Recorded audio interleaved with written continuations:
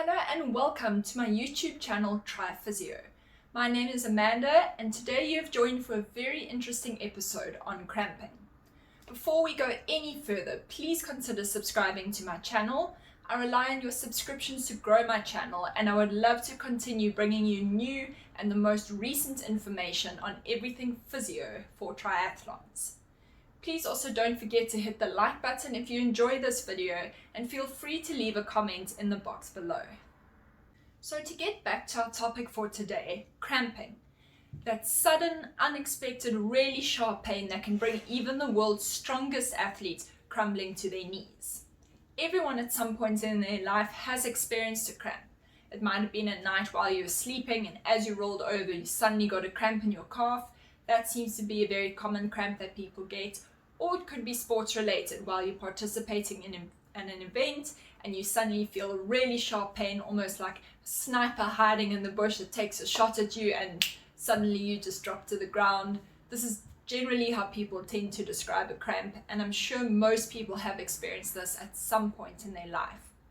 You would think that if it's so common, there would be clearly defined causes and treatments for cramping. But if you ask everyone that has experienced a cramp, everyone seems to have a different remedy or a different theory for how they can best treat their cramp. But what is the research saying about cramping? Why has there been so much controversy about what actually causes cramp and what is the best way to treat it? In my practice, I have so many people asking me, why do I always cramp when I get to this leg of the race? Or what can I do when my hamstring suddenly goes into cramp? So I thought it would be a very useful thing to address cramping in a video. So in this video, we're going to talk about the most recent research with regards to the causes behind cramping. And then more specifically, we're going to dive into cramping in the hamstrings, where we'll look at why these muscle groups often cramp and what you can do to stop it. Be sure to watch right to the end of the physio, where you can get your answer on how to stop your hamstrings from cramping. The first question we need to answer is, what exactly is a cramp? Sports scientists refer to the term exercise-induced muscle cramping. This already gives us a bit of a tip as to what could cause it. It's obviously got something to do with physical activity. Research is showing that for these kinds of cramp, local muscle fatigue and electrolyte deficits are two of the main causes behind these cramps.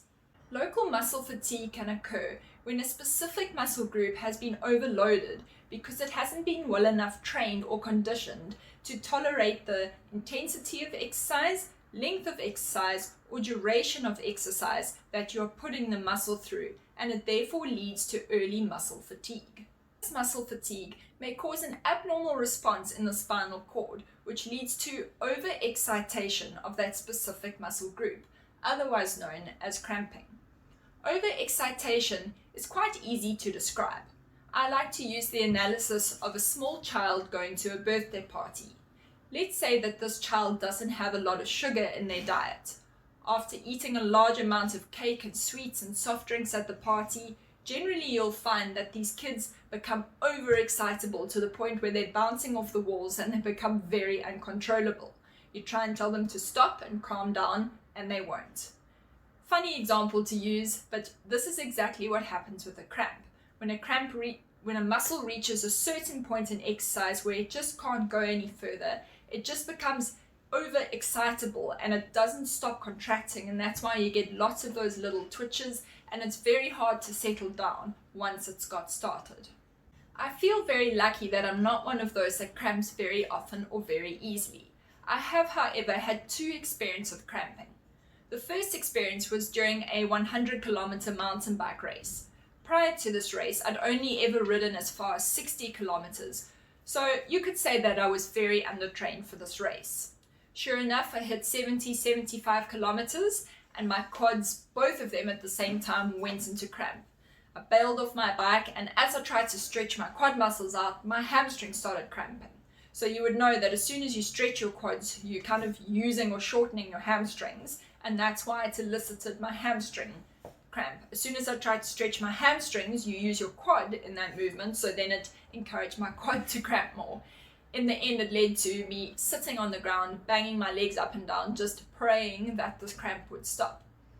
My second experience was in a half Ironman distance triathlon in Durban, and I had been training for an ultramarathon that year, but I'd only entered for this half Ironman a month before. I hadn't done any cycling and I hadn't done any swimming, and again, I was very undertrained.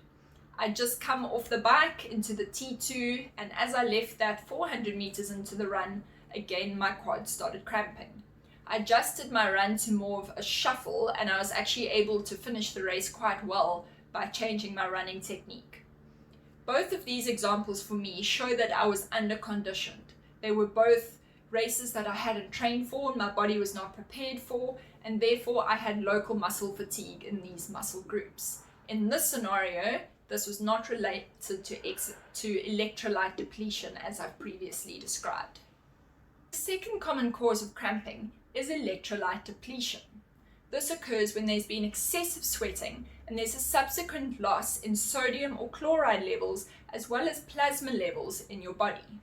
This type of cramping usually starts with little twitches, or we call them fasciculations in a muscle.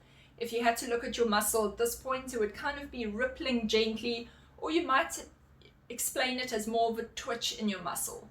Very soon after your muscle starts twitching like this, it leads into a full-blown cramp. This kind of cramp cannot be treated with local muscle massage or stretching. This is a different kind of cramp. Although it isn't a cause as such, shortened muscles or muscles that cross two joints in the body seem to be more predisposed to cramping. A good example of this would be the hamstrings, which is why I'm going to focus on these in this video. The hamstrings cross the knee and the hip joint, and as a result they almost have a greater responsibility for movement in certain parts of your running pattern. The hamstrings are responsible for slowing down hip flexion and knee extension as you swing your leg through before you take your next step. As you load your weight onto the leg that is taking the next step, the hamstrings then control the amount of hip flexion you have as you shift your weight onto that leg. The gluteus maximus, your main buttock muscle, is what we call an agonist to the hamstring. In other words, it assists your hamstring with the function that it carries out during movement. Therefore, if your glute is weak, your hamstring has to work harder in certain phases of your running pattern, which leads to overuse, local muscle fatigue, and cramping. So this leads us to the answer for hamstring cramping. Research shows that by improving the glute max muscle performance, you can stop your hamstrings from cramping. Improving the performance means improving the neuromuscular control of your glute max as well as the strength. This means that by doing exercises that target your glute max muscle, you can put an end to those horribly sudden and painful cramps in your hamstring muscle. Keep a lookout for my next video, which is going to take you through phase 1 of improving your glute max muscle performance. Please don't forget to hit that subscribe button and the bell button next to it. This allows YouTube to notify you when I've released this next video.